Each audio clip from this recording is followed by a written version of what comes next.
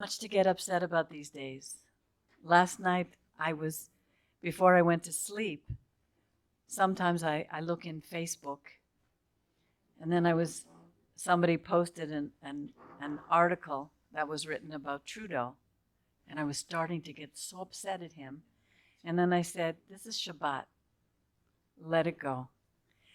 And when you look at the news and all the things that are going on during the week, it's enough to make you crazy. Let it go. Lozum gain. And then I started to read the Torah portion, Mishpatim. And I'm absolutely amazed how every single time we read it, there's something new. And sometimes it's just not easy to read because now we have iPads. So as soon as I open my iPad, I immediately want to open a game because the games are more exciting sometimes than reading the Torah. Sometimes it can feel very boring. But I started to read, and this time I got very excited because I said, okay, they're talking about oxen and what to do with your neighbor's ox. We don't have oxen anymore, but we still have animals. We have dogs. I remember there was a situation with Karen's sister, Debbie. Debbie has a boyfriend, and they live out west. And I don't know where they were, but they were walking, and the neighbor's dog attacked him and bit him so badly he was really injured. I don't know what happened to the people who owned that dog, but according to the Torah, they were responsible. If an ox would gore a human and the owner knew that the oxen was dangerous and it killed somebody, the owner needed to be put to death, not only the animal. So when I was reading all the Mishpatim, I guess you call them regulations, judgments, I saw that it all spoke about how we need to be responsible for one another, how we need to take care of each other. And one of the things, I work in the Jewish community, and I see how the Gentiles are treated. And even when someone converts to Judaism, they're still never accepted. And it says here, you will not oppress the stranger, the ger, for you know how the stranger feels since you were once slaves in Egypt. Now that's a long time ago. We were slaves in Egypt 4,000 years. But it just goes to show how when we keep the story going from generation to generation, it's like it happened yesterday.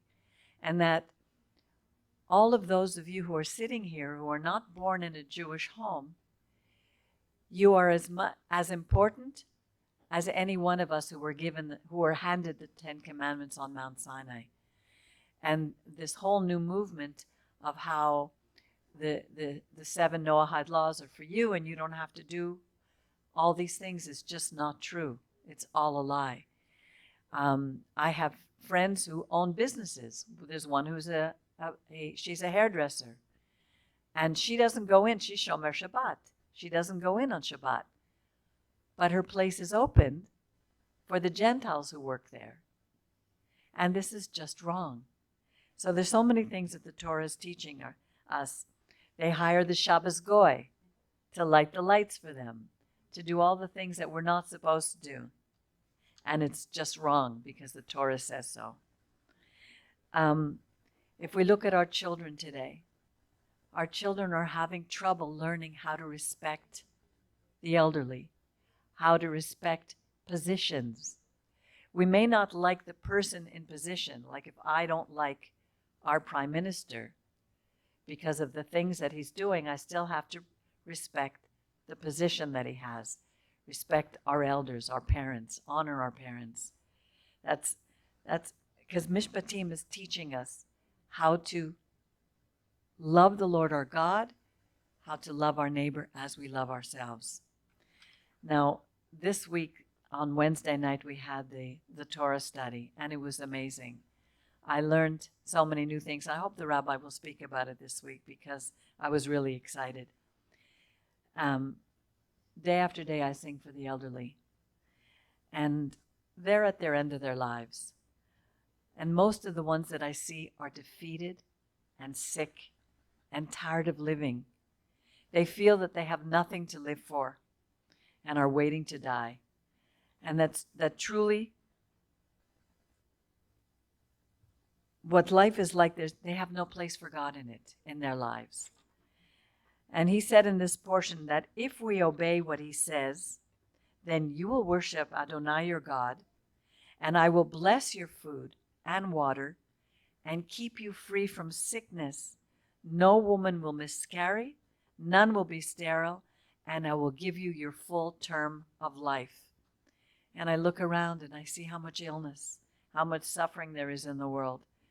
And the answers are not going to be found in medicine, in the pharmaceuticals, in the environmental studies, in psychology and sociology. They're right here in the Torah. If we obey, if we obey, if we obey. We can spend our lives running after all the things we think we're missing. And believe me, I know what that's all about. I did it. And I saw that this week that I still do it. Our God told us not to trust in gods of gold. And we may think that he meant we shouldn't have a golden idol that we keep on the shelf and we worship it. It has a different meaning. This week I had a conversation with Rabbi because, again, I was worried. I was worried because last week was the first week we could not take a salary. And I was worried more about Rabbi than myself. But I saw that I was also worried about myself. And then I remembered, he reminded me, one of the things that he said was, I have never been happier than I am now. I know I'm doing what I need to do, and I've never done anything for money. And I really had to examine my own heart, because it's amazing. I thought back of the time when I first came back to Montreal, and I had lost everything. And I was in deep debt. I took my children back to live with me. I had no furniture. I had no clothes. I had nothing. And I had to start again. I was in my 40s. And I remember getting a job, which was an absolute miracle in itself. And I had no car. So I walked to find an apartment in a distance that I could walk to work. And every day I would walk to work with a Bible in my hand. And as I walked, I would read. And I was so excited every single day. There were possibilities and there were hopes and there were excitement.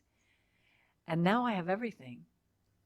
And I become frightened that I could lose it. And I saw that that's what I was doing. I was putting the things that I have before him. And we can't do that. He doesn't want us to do that. He wants us to trust in him. And that was a big revelation for me this week. It made me consider how slowly Egypt can creep back into our lives. And then I was thinking, well, I'll take my time, and every once in a while I get this urge to go shopping. And I feel like I have my special stores that I like to go to. They always have something there for me. And I said, no, you can't go right now. And the next day, my friend Leah called, and she says, I have 3 bags of clothes for you. If you want, come pick them up. You can bring them to your community. So I did. I went to pick them up, and I looked through some things, and what I'm wearing today is what I got here. And there's some things that I've been able to give to others. And then I remembered how, when I had nothing, how God would provide. And he was showing me, I will always provide for you. You don't ever have to worry. I will always take care of you.